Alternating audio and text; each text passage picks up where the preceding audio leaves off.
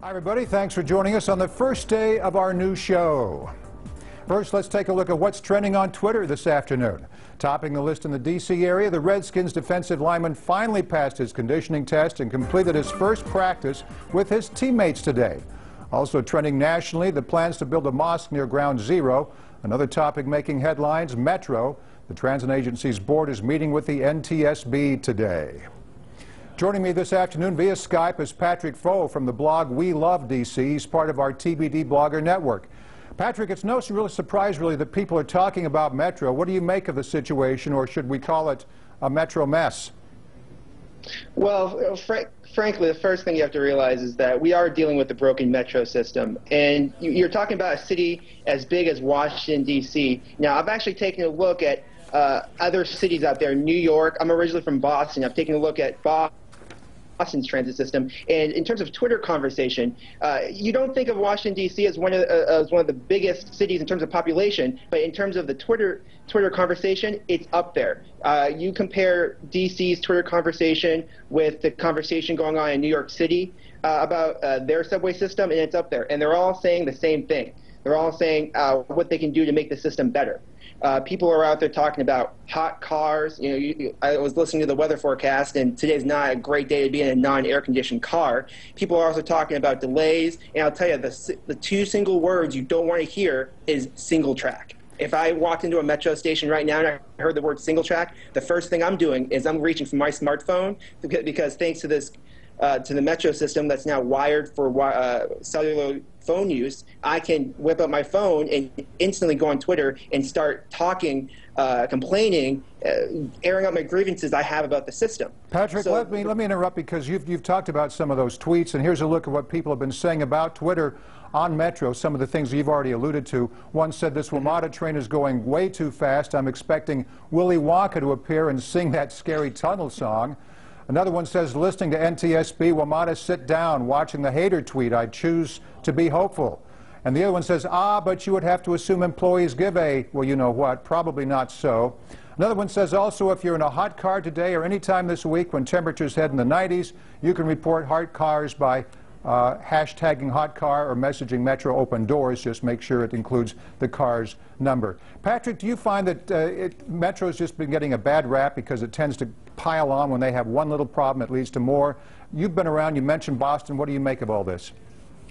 Well, I think the Metro needs to realize that that Washington, D.C. is a different kind of city. Now, I mentioned Boston because I took a look at MBTA, which is the Massachusetts version of the Transit Authority. And when you look up the hashtag there isn't any conversation. And that's because it's a city where there's a lot of commuting going on, but people don't use the subways. They use a lot of the commuter rail, but they don't use the subway as much as they do in D.C.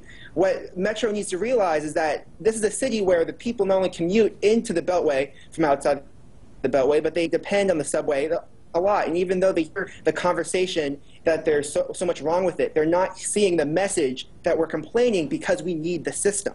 We need the subway to get to our jobs, to get to our homes, to get to the stores, to do our daily errands and stuff like that. It's like your hot water heater at home, or like the roof on your house or your car.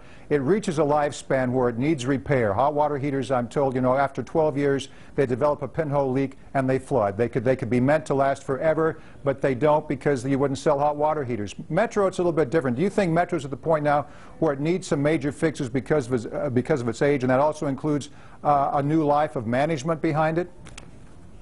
Absolutely. I think, I recently wrote a piece talking about the anniversary of the Metro crash, which is the reason why they're meeting today. And I made a point that there needs to be a lot of change going on. That has to be from the leadership. I mean, you equate this to a baseball team or a business. Anytime that you need to have this widespread change, you have to make a big statement with a change in the leadership, and I believe that a change in the leadership has to be made if Metro is going to move forward with a new phase, emphasizing safety, emphasizing customer service. Do you think they get it now? Do you think Metro actually gets it after all this publicity, good and bad, and the NTSB hearing? Do you think they're finally on board? I think Metro is taking some steps towards doing that. I'll make reference to access of information. Obviously, you know, we're talking about your brand new TBD launch channel here, and it's all about the freedom of information. And Metro's made some great strides in making information out there in terms of delays, in terms of efficiency. They've been publishing those numbers, and I think it's a good step towards making everything transparent, because as a consumer, that's what you want out of your business. That's what you want out of the place where you buy products, where you get service. You want to know what's going on. Tell me about your blog, welovedc.com. Tell me about yourself and the blog. Well, I'm just one of many, many authors over at We Love DC. We're a collection of writers, and that's pretty much what it is. You hear what we love. We love living in the district. We love living in the DC area.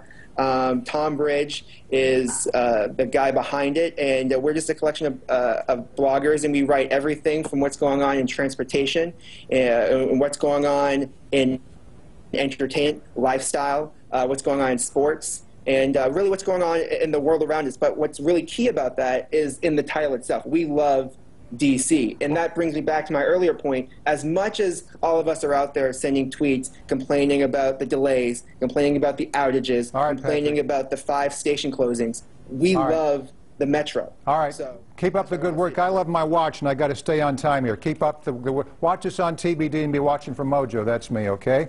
Thanks for joining us, Patrick.